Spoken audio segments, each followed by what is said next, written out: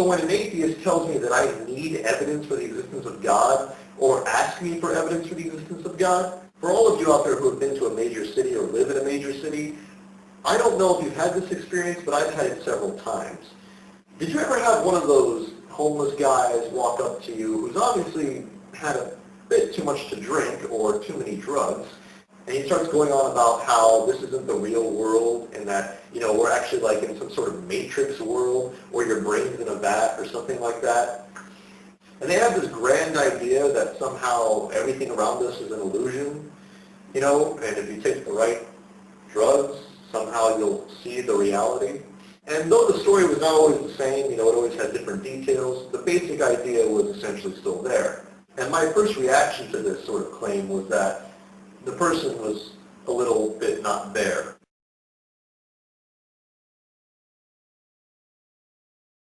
Because to me, if you question the basic perceptions that we have uninhibited, you are essentially also questioning what is evidence to begin with. So to claim that there's an alternate reality outside of what we can perceive is rather ludicrous.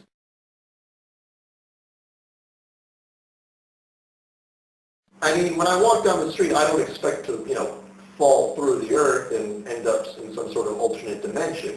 Or when I walk outside and I see a tree, I don't expect it to be something other than a tree unless there's some sort of data that tells me otherwise. What I initially perceive or understand is there to me until, of course, an anomaly takes place. I have absolutely no reason to question something unless I have a reason to question it.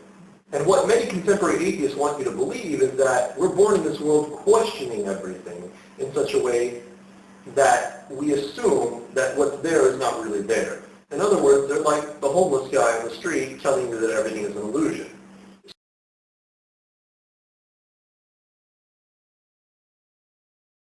So, in my mind, who's the one that's more rational here? Who's the one who's really going through some sort of cognitive dissonance? Because it's not me or the majority of the world. If our normative disposition is to believe in the supernatural,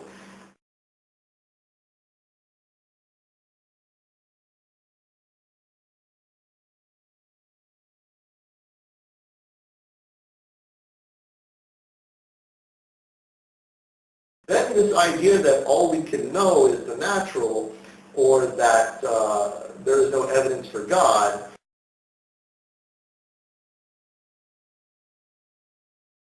and that it's irrational to believe in God or the supernatural, is really the more irrational belief. It is quite possible that default positions are more on the individual level. However, I would say that what is normative is more rational than what is not. And for many atheists who continue to use this baby analogy to assume that atheism is the starting point, this is just dumb.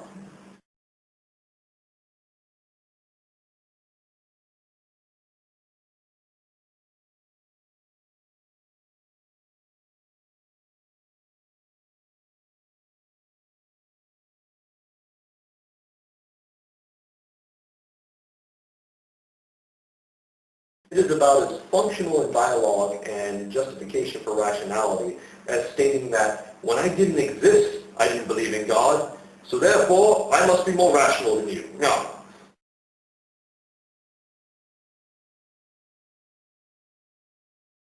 Really? I mean, we're really trying to have a starting point, a starting position, based on a being that hasn't even developed their faculties to the point of even understanding the world this way at all. I mean, when I was very young, I saw the world as purposeful or having some sort of intention or agency.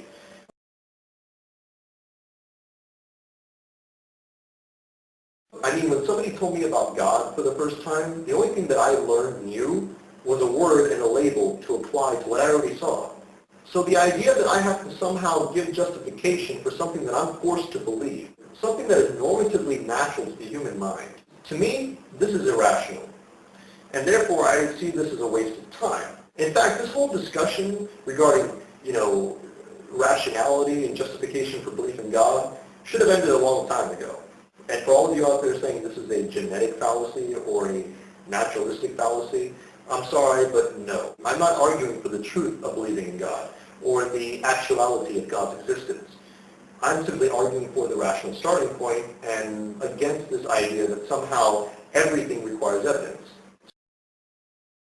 So yes, that is my answer to the question of whether or not there is evidence for God's existence or that evidence is required for God's existence.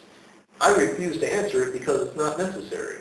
And it's not for me to prove to you that God does exist, unless you think that I should be proving every single thing that I'm naturally disposed to believing, which is impossible because then that would bring into question the evidence itself. Because for me to even provide you with evidence or to interpret evidence, I have to use the very same faculties that I have in order to justify that.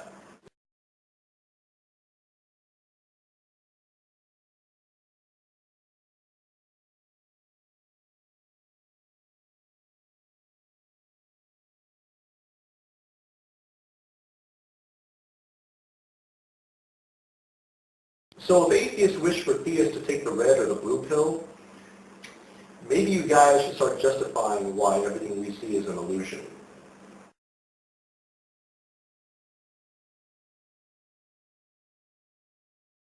And if you think the theory of evolution does that, I'm sorry, but no.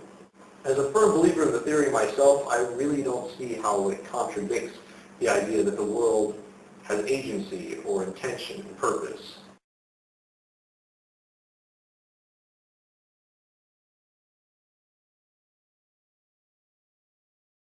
But this is really more of a philosophical problem, which most atheists these days don't even care for. How many times have I heard most atheists say that philosophy is nonsense?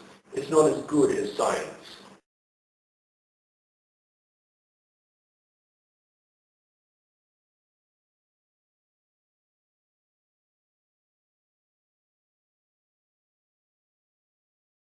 It is not even counted as a real form of knowledge.